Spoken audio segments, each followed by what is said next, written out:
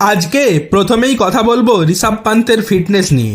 আপনাদের জানিয়ে রাখি যে ন্যাশনাল ক্রিকেট একাডেমি অর্থাৎ এনসিএ পন্থের অগ্রগতিতে খুবই খুশি এবং তারা মনে করেন যে দিল্লি ক্যাপিটালসের এই তারকা ব্যাটার আইপিএলের আগেই ইংল্যান্ডের বিরুদ্ধে টেস্ট সিরিজের সময়ই ফিট হওয়ার সম্ভাবনা রয়েছে। যাই হোক, যদি এটা ঘটে তবে এটি ভারতীয় দলের জন্য একটি বড় ইতিবাচক বিষয় হবে। তবে বিসিসিআই পন্থকে নিয়ে ধীরে চলো নীতিই নিয়েছে, একদম তাড়াহুড়ো করতে চাইছে না বোর্ড।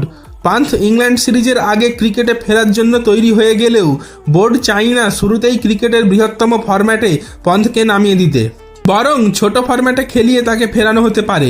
সম্পূর্ণ ফিট না হলে পন্থকে মাঠে নামানোর ঝুঁকি নেওয়া হবে না, সুতরাং তিনি সম্ভবত আইপিএল 2024-এর হাত ধরেই 22 গজে প্রত্যাবর্তন করতে পারেন।